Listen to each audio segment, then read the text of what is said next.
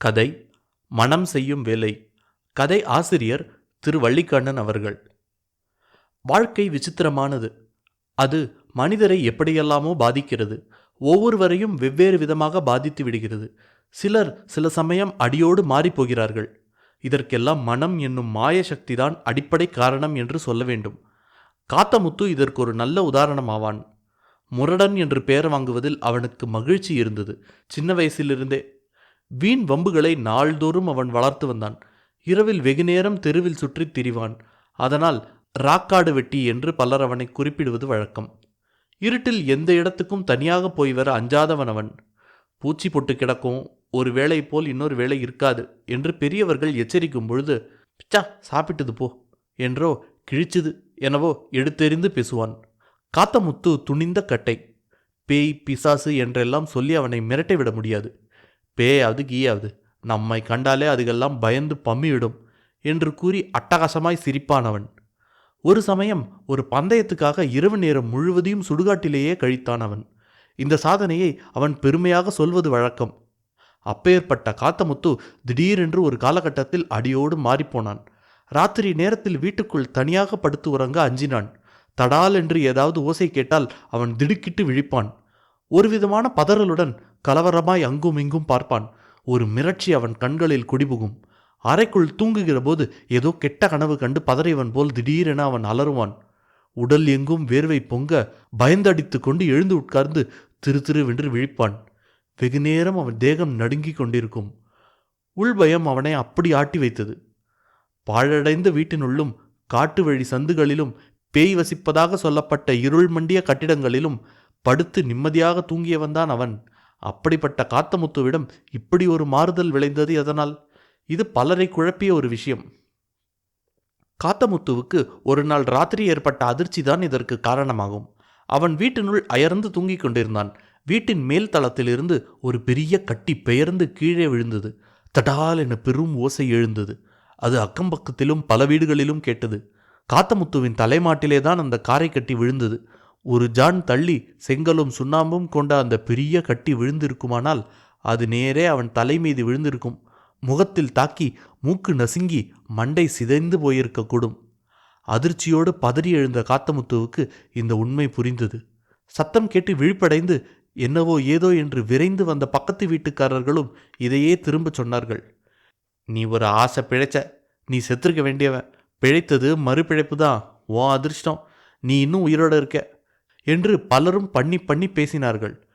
எவ்வளவு பெரிய கட்டி, என்னாமா சத்தம் கேட்டுது, அது தலைமையில் விழுந்தா மனுஷன் பிழைப்பானா? இப்படி ஆளுக்கு ஒன்று சொன்னார்கள். காத்தமுத்துவின் உடல் ரொம்ப நேரம் நடுங்கிக் கொண்டிருந்தது. அவன் உள்ள பதைப்பு தனிய வெகு நேரம் ஆயிற்று.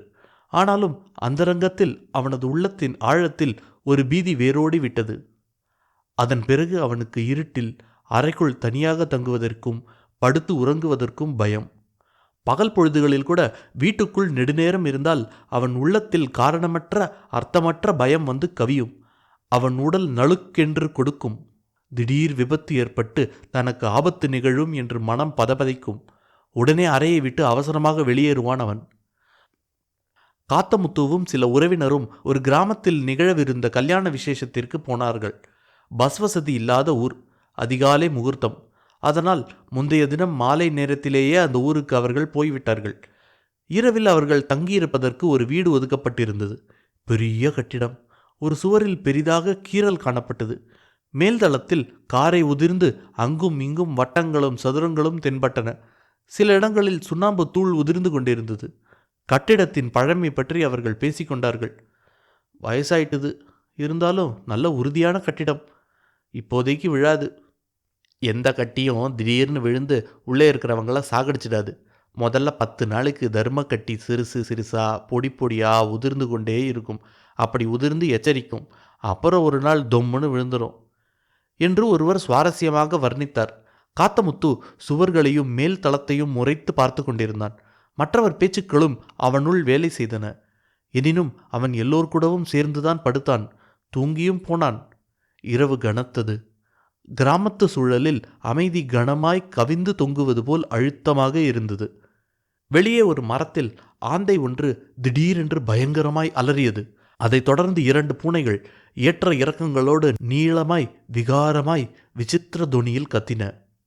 அந்த கூச்சல் ஒன்றிருவரை விழிப்புற வைத்தது. அப்பொழுதுதான் கோரமான அலறல் வீட்டினுள் எழுந்தது. உயிருக்கு மல்லாடுவது போல, அச்சத்தால் துடித்து கதறுவது மாதிரி. எல்லோரும் திடுக்கிட்டு விழித்தார்கள். விளக்குகளை எரியவிட்டார்கள். காத்தமுத்துதான் அப்படி கத்தினான். அருகில் இருந்தவர் அவனை உலுக்கினார். அதற்குள் அவனே பதறி உடல் நடுங்க விழித்தெழுந்து உட்கார்ந்தான். அவன் தேகம் அதிகமாக நடுங்கிக் கொண்டிருந்தது. மிரள மிரள விழித்தான். பலரும் என்ன என்ன என்று தூண்டி துருவ அவன் ஞஞ மிஞத்தனம் பண்ணினான். ஏதோ சொப்பனம் என்றான். வீடு இடிந்து விழுந்து பெரிய கல்லு என் மேலே பட்டு என்னை நசுக்கின மாதிரி நிஜமா நடப்பது போலவே இருந்தது, அதுதான் என்றான். பையன் எங்கேயோ பயந்திருக்கான் என்றார் ஒருவர். காத்தமுத்து மேற்கொண்டு எதுவும் பேசவில்லை. குறுகுறு என்று உட்கார்ந்திருந்தான். பிரமை பிடித்தவன் போல் ஒரு திக்கையே பார்த்தபடி. எல்லோரும் விளக்குகளை அணைத்துவிட்டு படுத்தார்கள். சிலர் தூங்கினார்கள். மற்றவர்களும் கண்களை மூடிக்கொண்டு கிறக்கத்தில் ஆழ்ந்தார்கள். காத்தமுத்துவுக்கு உறக்கம் வரவில்லை. அவன் மனமே அவனை அரித்தது.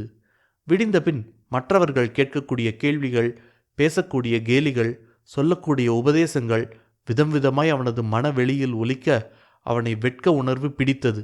அவர்கள் முகத்தில் விழிக்க அவன் நாணினான். அதிகாலை முகூர்த்தத்துக்காக அவன் அங்கே காத்திருக்க துணியவில்லை. காலையில் கண் விழித்ததும் அவனிடம் பேச்சு கொடுக்க வேண்டும் என்ற துடிப்புடன் தேடியவர்கள் காத்தமுத்துவை காணாது திகைத்தார்கள். அவன் எவரிடமும் கூறிக்கொள்ளாது எந்நேரத்தில் விழித்தெழுந்து அவ்வூரை விட்டு வெளியேறினான் என்பது அவர்களில் யாருக்கும் தெரியவில்லை. முற்றும்.